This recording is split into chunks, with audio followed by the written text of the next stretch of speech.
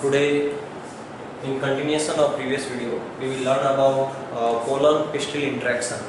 So after pollination, all of us know that pollen grain or male gametophyte reaches to the stigma of the pistil, and stigma is the site where pollen grain deposit. After deposition of pollen grain start germination in presence of some minerals, sugar, and that give rise or generate a pollen tube. After that, pollen tube grow inside the style and ultimately it reaches to the embryo sac or it reaches to the ovule. So all the events from deposition of the pollen grain on stigma to growth of pollen tube and reaching the pollen tube to the ovule together considered as pollen-pistil interaction. And pollen-pistil interaction is an essential event which takes place before the fertilization. Pollen-pistil interaction determine compatibility or incompatibility of the pollen grain. Pollen grains are of right type or wrong type. Pollen grains are of the same species or of some other species, or if they are of same species then they are compatible, they are right type, then only they will germinate on the stigma. So we can say pollen-pistil interaction is all the events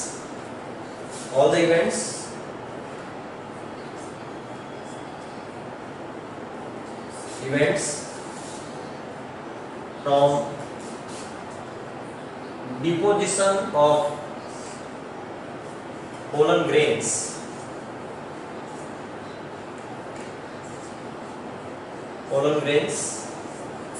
on stigma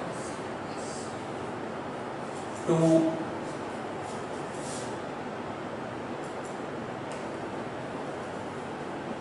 reaching pollen tube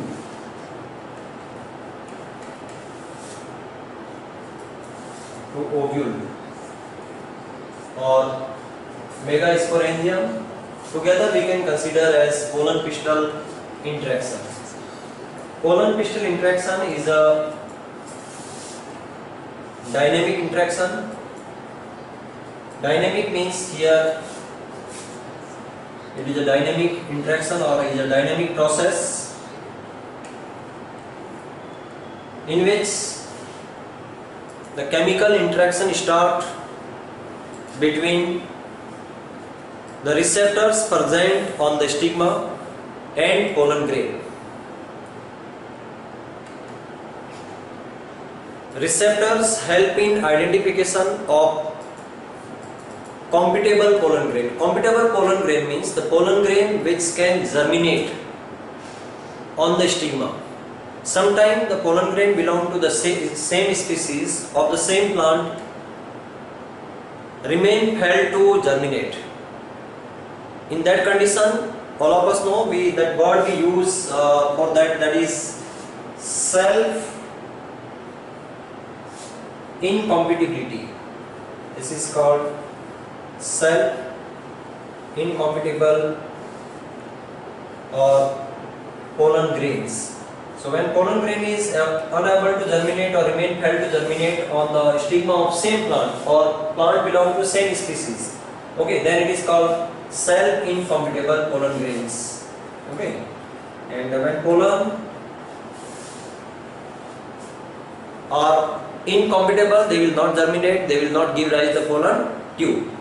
So first thing in pollen-pistil interaction is nothing but the recognition of the pollen or that is compatible pollen. So this recognition is by a dynamic interaction which takes place between the stigma and the pollen grain. On the surface of stigma there is presence of receptors. Similar compatible receptors are present on the surface of pollen grain, and this chemical interaction Okay, induce the pollen germination. Pollen germination is after only compatible pollen grain are able to germinate. This is very important point. Only compatible pollen grains germinate. So all the pollen grain which are able to germinate are compatible pollen grain. Let's look into the pollen grain germination. How pollen grain germinate? Before pollen grain germinate, they absorb large amount of sugar and some minerals present on the stigma. So presence of sugar and minerals. So surface of the stigma is the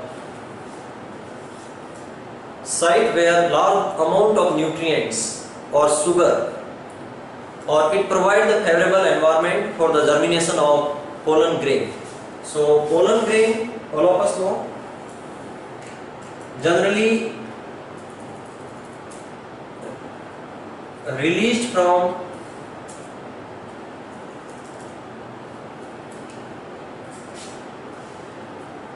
mature anther in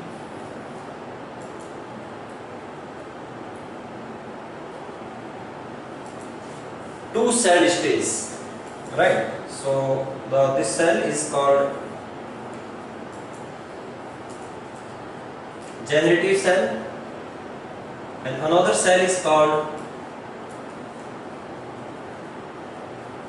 vegetative cell, or this is also known as the tube cell, right? Or this nucleus is tube nucleus and this is generative nucleus. These have two nucleus.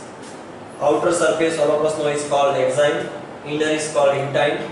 So when this pollen grain is present on stigma, on the compatible surface, okay, here there is presence of sugar and minerals like magnesium, boron, which all are essential for the germination of pollen grain.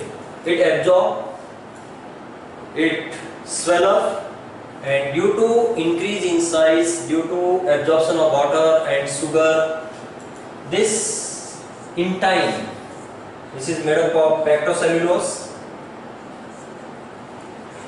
okay, extend out from the germ pore. Germ pore is the part of pollen grain where there is no presence of exine or where there is no deposition of sporopollenin. So microscopic study of pollen grain indicate that sporopollenin deposition is not continuous. There is a part where there is no sporopollenin is present. So the part where sporopollenin absent, that is called germ pore. So from germ pore, we have to remember this intine extend out and this grow in form of pollen tube. So this event we can consider as germination of compatible pollen grain and formation of pollen tube.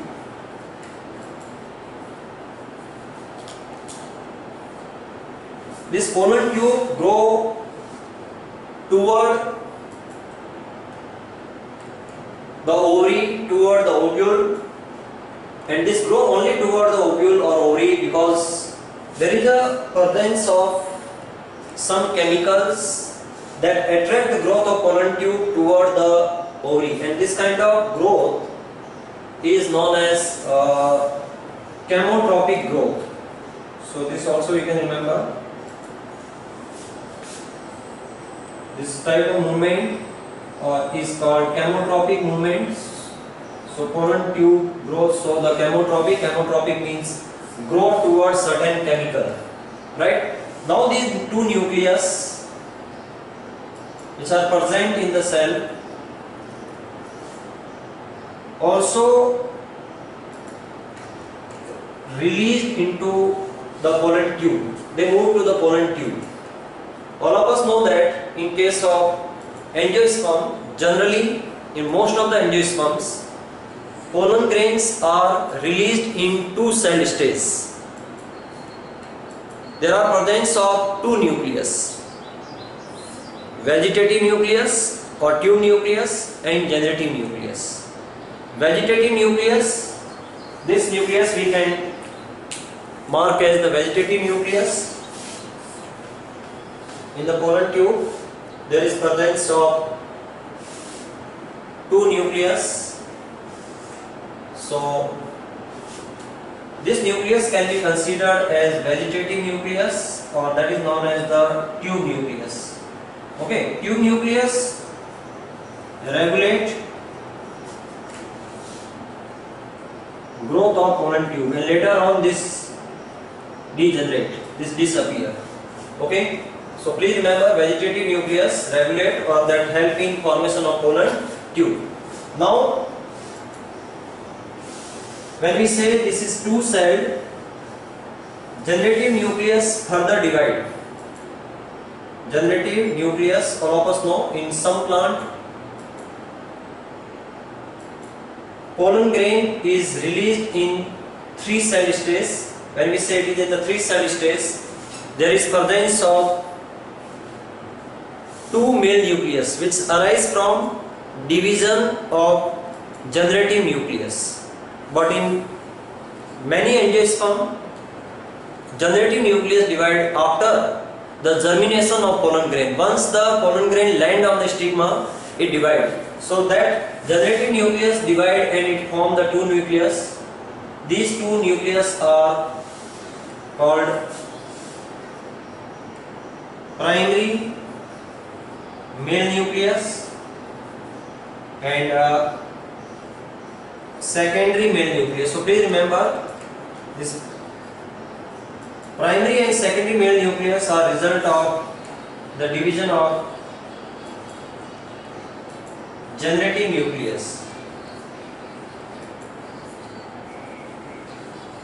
These nucleus are, all of us know, these are haploid nucleus.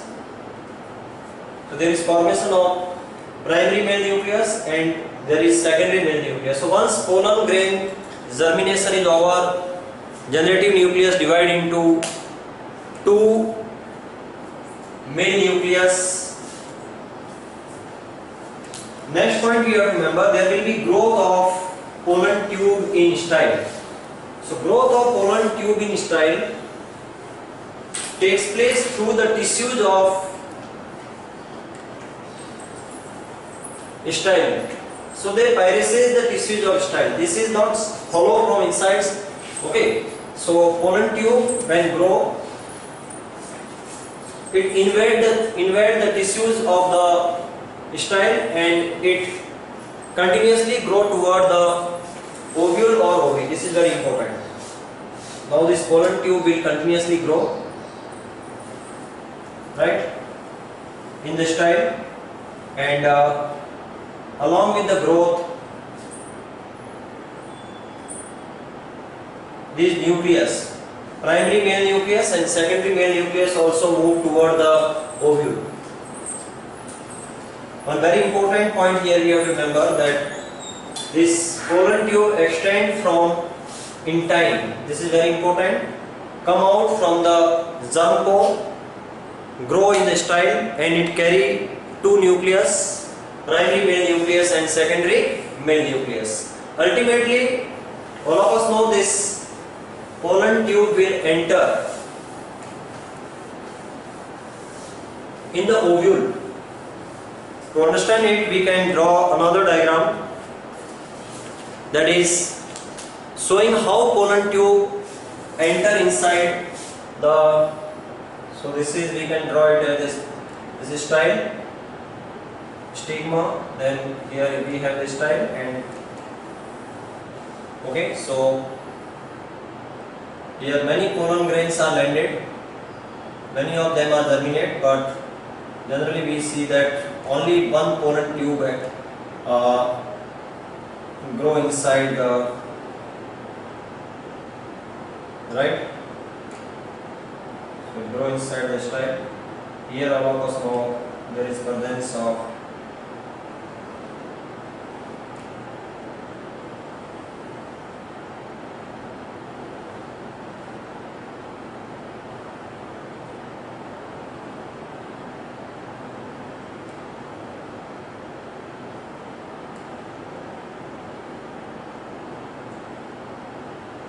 So this is ovule, ovary. This we can label as the style, pollen grains, pollen tube, right?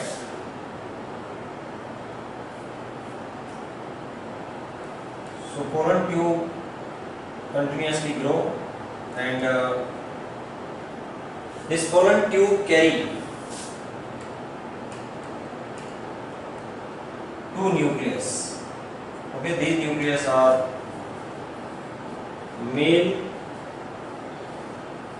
nucleus, primary and secondary male nucleus. They are haploid nucleus. So here we have to notice this pollen tube enter inside the ovule in different manner. The most common way of entry of pollen tube is this end. All of us know this end is called the salazal part of the ovule. This part is called microphylla. So generally pollen tube enter through this pore, micropyle pore, and this entry of pollen tube through the micropyle is called, when the pollen tube enter through the micropyle or from micropylar end through this pore, then this kind of entry is known as porogamy. This is called porogamy. Porogamy means that enter through micropyle. Micropyle is a pore, micropyle of ovule. Okay, so pollen tube enter through the micropyle of ovule. When it enter through the micropyle of ovule, we use the porogamy. But in many species, this pollen tube can directly enter into the ovule through the salazar end. From here it can end. Okay, so then we use word when it enter directly from the salazar end and directly move inside the salazar part, then it is called salazogamy. Okay, and sometime this pollen tube may enter through cunicle or it may enter directly from the middle part. Okay, it can take transverse entry, then it is called mesogamy. Mesogamy. So there are three ways by which pollen tube enter inside the ovule. Once pollen tube enter inside the ovule, if we say it is entering through the micropyle, then this pollen tube is guided by presence of here with the egg apparatus. Here we use word egg apparatus toward the micropylar end.